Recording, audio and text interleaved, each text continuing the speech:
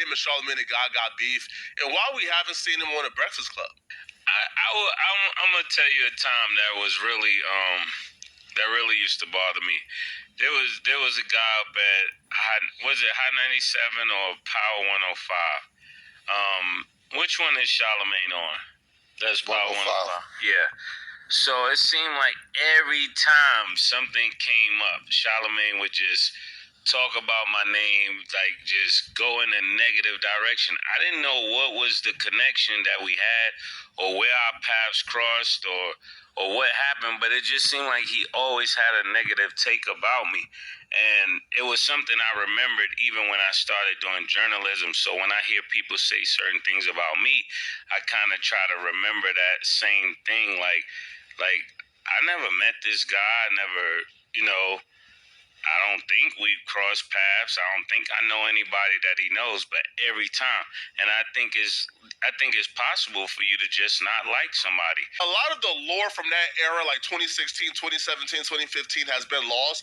But there was an era where the Breakfast Club was actively trying to turn Mase into the clown of the internet. And looking back, the beef was kind of confusing because you didn't really understand what angle it was coming from or what exactly they had against Mase. It kind of felt like they were cool with everybody who didn't like Mase, like Diddy and Cameron, so they kind of just treated Mase like public enemy number one. Because when looking back, a lot of the critiques to me was kind of... If this is true, they were just going with the trend. Whoever didn't like him, they supposedly didn't like. Not that they had anything personal against him. Like non-issues and non-factors. It was kind of like, why do y'all care about this? So I remember one time I called DJ Envy and I was like, yo, if somebody's consistently talking about you, and at that time I had no music out, I had nothing out for you to keep talking about me. It's when you personally make it your business to tear somebody down. That's when it's a problem. Does that make sense to you? Yeah, it does. Like you're personally making it your business. You're going out of your way. This person is not on a radar. They're not doing anything in the public side, At that point, that merits the number one show in the country to be talking about this person, right? When you're hot, you talk about things that's hot. If they're not hot, you shouldn't even be talking about it because it's not relevant to the show.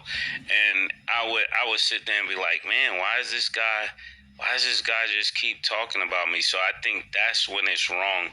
When you're consistently harping on a person, like you're making it your business. I'm not going to say that Charlamagne the God never offered up a valid critique of Mase, because there was a time where Mase was complaining about like Diddy owning his masters or his publishing, and Charlamagne the God came on the radio and said, bruh, like Mase, you signed over your publishing for $20,000. You renegotiated, got an advance, refused to drop an album after getting the advance, and you owe Diddy money. Why would Diddy give you back the publishing when you already owe him money? So to me, that was a valid critique. But there was a time where Charlamagne God was just wilding on Mase. And if you guys are aware of the lore, you know that Mase actually pulled up on Charlamagne God at some point. Mini altercation. Yeah, I said the same thing everybody was saying. Everybody was questioning Mase's move to a pastor and then back to rap and then going super gangster with G Unit. Like we had, yes, that was something that everybody was saying. But, when me and Mase ran into each other, he brought in something different to the equation. And that's why conversations are important, because in my mind, I'm like, you tripping off me for something everybody else was saying. Mase thought that I was leading a blackball charge against him in New York City for New York City radio. This is his exact words. Mase said, you and some other people are leading a charge to blackball me in the business. And I'm like, no. It's just like, yo, I haven't heard no hot music. Nobody can blackball you. If you had hot records and people was like, yo, ain't nobody listening to Mase. I don't even know where the blackball thing Mase got it from, but clearly and obviously the blackball thing was not one of Mase's main concerns, because Mase is still talking about it to this day. And Mase's main concern, as you guys just heard, is Charlamagne the God kicking his back in consistently. I was watching a recent Vlad TV and Charlamagne the God interview from years ago, and when you hear Charlamagne the God talk about Mase, to me, like, looking back at that time, it was kind of like, that's just how Charlamagne the God is. But looking back now, it's like, bruh, while talking crazy about Mase, and Charlamagne the God was talking crazy about Mase because Mase, I guess, started making music again after being a pastor. And I'm like, okay, like, that's strange, but why do we care? Like, why do we give a damn that Mase is now doing gangster rap after being a pastor? So, explain what exactly happened with you and Mase. Same thing I just told you. Somebody approaches me, upset over comments that I made. The comments I made on this Vlad couch. On the Vlad couch. And I've made on the radio, that I just think Mase is a hypocrite. And his career is, you can't reheat cold French fries. That's what I say when it comes to your career. You can't reheat cold French fries, Mase. Like, you had your time. Right. I can't remember what rapper it was. I think maybe it was Kanye. He was like, yo, you can't leave when you're on top. That's how Mase up or something like that. I don't remember what rapper. Some rapper said a line like that. But it's like, that's what he did. So it's like, yo, you can't go from rap to doing something as extreme as being a pastor, then come back to rap. And when he first came back, the first comeback was kind of interesting because it was the first time he had done it, and he was saying he wanted to deliver a positive message, and Yeah, Welcome Back was kind of a cool song. Yeah, and then he was on the Jesus Walks remix, which made total sense. Made sense, yeah. So we was paying attention, and then he left again, went back to the church. But then you come back with G on it, bruh? Yeah, that was... You trying to be Murder Mase again? Out of here. Talking about how... Me personally, I wouldn't give a damn if he wanted to be a drill rapper after being a pastor. I just don't care that much. But at the time, I feel like rap conversations were more important. People were having like discussions about top fives and top threes and people making returns. Nowadays, bro, it's all about salacious drama. People barely talk music anymore, but at the time, music talks were important. Now, personally, I wouldn't care, but, I can't say Charlamagne the God is lying. Like, everything he's saying is the 100% truth, but I can understand a dude saying this consistently on the radio can look a certain way. Now, Charlamagne the God would even say during this interview that Mase ran up on him and tried to get tough, but they ran Mase out the restaurant. Yeah, another thing Mase just needs to understand, because he's a public figure, people are going to speak about him. So whether it's negative criticism, positive criticism, it's still bringing attention to his name. So whatever they say, good or bad, it's still going to make him trend in whatever he's doing. I would imagine that's when Charlamagne the God was rolling around with Wax. Wax is like, 6'4", 260 pounds. I could very easily see how Wax would run Mase from out the restaurant. Now, Charlamagne the God got a little bit more spicy during his interview because this was after the altercation. Charlamagne the God told Mase to stop rapping, give it up, and go back to the church, but he won't be a pastor anymore. He got to start back being an usher. He said some slick stuff about Brandy, I think. Yeah, I'm the guy getting head from Brandy, whatever it was. It was like, yo, nobody's checking for that. You know what I mean? So then you do whatever he left again after G Unit, now you back again as a rapper. No. Right. Sorry, we're not trying to hear it. So he approaches me in Miami. First, he walks by me one time. Like, I walk by him, I'm looking like, oh, that's Mase. I'm just going to get something to eat. I don't think nothing of it. Then I'm in the restaurant. I see him. He's like, yo. I look. He's like, yo, what's up? It's cool. I'm like, what's up? He even gave me a pound. Then he's like, what's up? With his chest out. I'm like, yo, what's up? Back up off me. And then my guy runs him out the restaurant. Like, get the out. And then he wants to talk. Yo, I just wanted to talk. Well, approach me like you just want to talk. Because we can have this, because I'm going to tell you the same thing I told you on Vlad's couch, the same thing I told you on the radio to you, and that's what I told him. And the thing about Mase was like, he felt like he was getting blackballed by DJs in New York City, and he said, I'm leading the blackballing. Number one, I don't have no reason to blackball you. And number two, I said, Mase, it's not about being blackballed. It's just that this ain't the 90s no more, bro. Right. That's what I told him. This ain't the 90s anymore. You're not the same guy. These new kids don't know you. You got to start from scratch. If you come with heat, people will with it. You're obviously not coming with heat. You can't reheat cold French fries, man. I mean, Cameron's a good example of someone who came from that same era but has managed to kind of consistently stay... Cam has stayed consistent. Fabulous has stayed consistent. Yep. You know why? Because they've been here. They didn't retire to go be pastors. Lil Wayne been around for 18 plus years. Jay-Z. Nas. Mase, you yourself.